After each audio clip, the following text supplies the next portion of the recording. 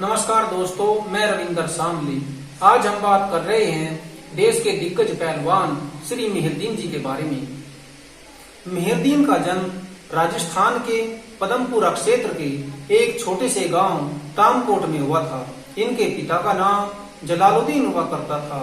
जलालुद्दीन भी अपने समय के एक बेहतर पहलवान थे। जलालुद्दीन के 9 बेटे थे। इन्हीं 9 बेटों में से एक बेटे का नाम था मेहरदीन। इस मेहरदीन को बचपन से ही कुश्ती का शौक हुआ करता था। आर्थिक तंगी के बावजूद जलालुद्दीन जी ने अपने परिवार की परवरिश करने के साथ साथ मेहरदीन के ऊपर खूब खर्च किया था। मेहरदीन 7 फुट ऊंचा कसे कसाई बदन का लड़का था। मेहरदीन के पिता जलालुद्दीन ने मेहरदीन को लेकर के कई सपने संजो रखे थे।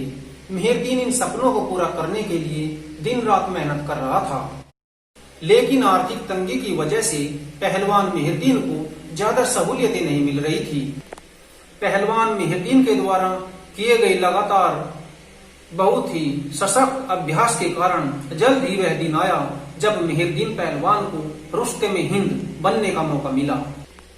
जिसके बाद पहलवान मेहरदीन को रुस्तम-ए-हिंद पहलवान मेहरदीन के नाम से पुकारा जाने लगा था।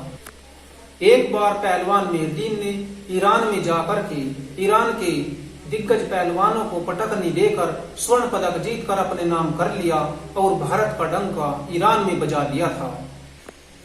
मेहरदीन लगातार आगे बढ़ते जा रहे थे।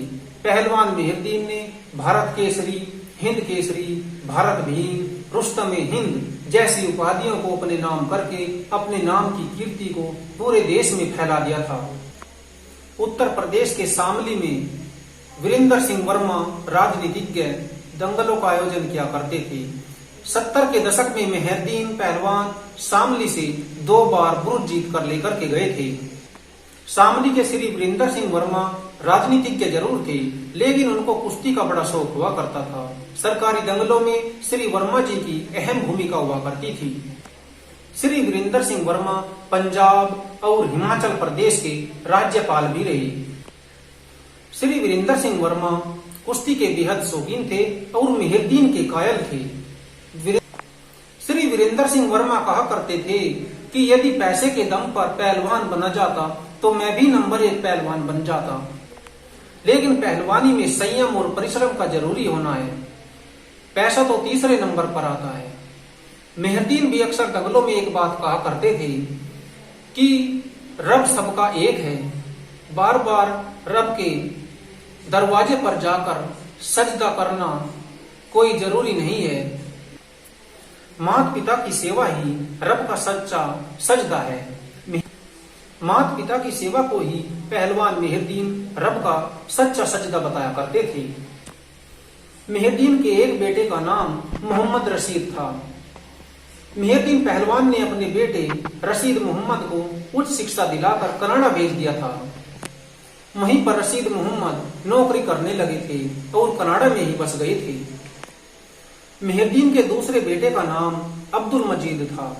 अब्दुल मजीद पंजाब के शाहकोट में कुश्ती किया करता था और पंजाब के शाहकोट में ही रहने लगा था।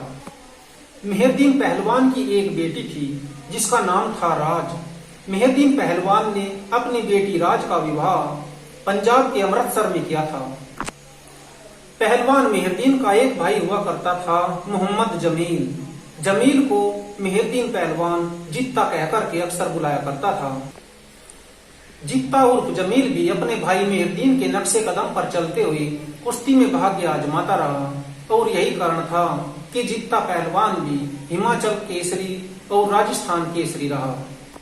मेहरदीन के भाई जित्ता यानी कि मोहम्मद जमील का कहना था कि मेहरदीन ने देश के लिए कुश्तियां लड़ी, देश का नाम रोशन किया। राजस्थान की सरकार ने भाई को जमीन देने का वादा किया था, लेकिन सब आसमानों तक सिमट कर रह गया। भाई मेहरदीन ने बहुत चक्कर काटे, लेकिन भाई को राजस्थान सरकार की ओर से जमीन नहीं दी गई थी। मेहरदीन का भाई जित्ता यानी कि मोहम्मद जमील कहा करता था कि भाई मेहरदीन के साथ में जो हुआ सो हुआ, लेकिन सरकार को समय समय पर देश के दूसरे बचे हुए पुराने पहलवानों की या खिलाड़ियों की सुध लेनी चाहिए। इनकी समस्याओं को दूर करना चाहिए।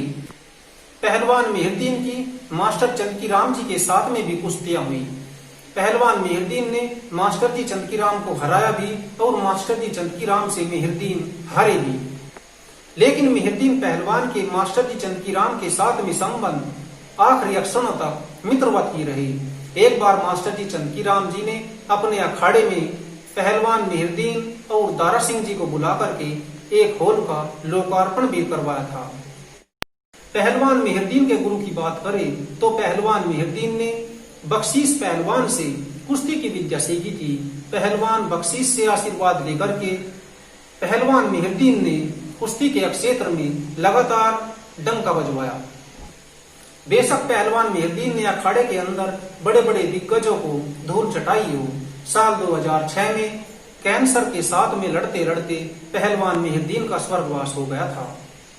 पहलवान मेहरदीन को जानने वाले आज भी उनका नाम आदर से लेते हैं।